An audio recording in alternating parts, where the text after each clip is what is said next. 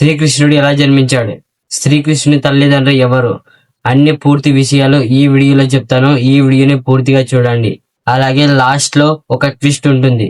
So ఈ వీడియోని పూర్తిగా చూడండి. ఆ ట్విస్ట్ ఏంటో మీకు తెలుస్తుంది. ద్వాపర యుగంలో అధర్మం పెరిగిపోతుందని పురాణాలు చెబుతున్నాయి. ప్రజలు అనేక ఇబ్బందులు ఎదుర్కొంటున్న సమయంలో ధర్మాన్ని కాపాడడానికి శ్రీ మహావిష్ణువే కృష్ణుడిలా అవతరించాడని నమ్మకం.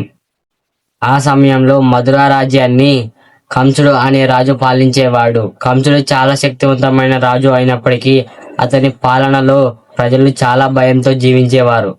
కంసుడికి దేవాకిని అనే సోదరి ఉంటుంది. దేవాకినికి వాసుదేవునికి వివాహం చేసిన తర్వాత స్వయంగా కంసుడి రథంలో తీసుకువెళ్తాడు. అప్పుడు ఆకాశం నుంచి ఒక దివ్యమైన మాట వినిపించింది.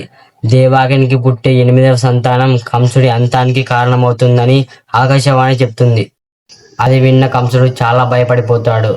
దేవాకిని ఎలా అయినా బాధ పెట్టాలని ప్రయత్నిస్తాడు. కానీ వాసుదేవుడు ఒక మాట ఇస్తాడు. ఇప్పటి నుంచి దేవాకినికి ప్రతి బిడ్డను నీకు అప్పగిస్తానని చెప్తాడు.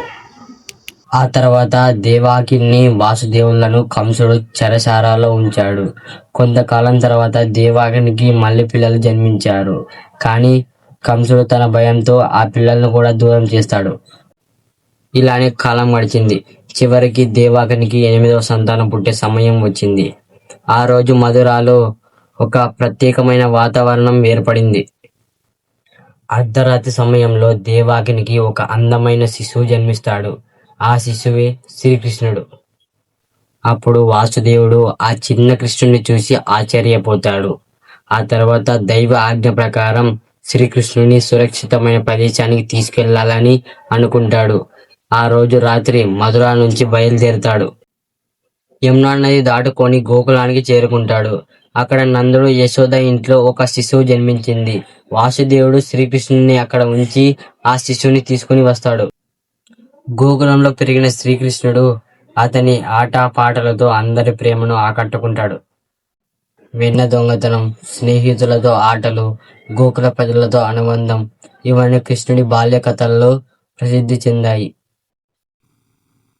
కానీ ఈ చిన్న బాలుడే ఆ తర్వాత మహాభారతంలో ఒక పెద్ద పాత్రను పోషిస్తాడు. లాస్ట్ లో ఒక ట్విస్ట్ ఉంటుందని చెప్పినా కదా. శ్రీకృష్ణుని తల్లిదండ్రులు ఎవరు, యశోదమ్మ, నందుడు. మీలో చాలా మంది అదే అనుకుంటారు. కానీ నిజానికి శ్రీకృష్ణుని తండ్రి వాసుదేవుడు, తల్లి దేవాకిని. యశోదమ్మ కేవలం గోకులంలో పెంచిన తల్లి మాత్రమే. మీలో ఎంతమంది ఈ విషయాన్ని కొత్తగా తెలుసుకుంటున్నారు కింద కామెంట్లో చెప్పండి. అలాగే తెలియని మీ ఫ్రెండ్స్ కూడా ఈ వీడియోని షేర్ చేయండి. అలాగే ఇలాంటి మరిన్ని విషయాల కోసం మన ఛానల్ని సబ్స్క్రైబ్ చేసుకోండి.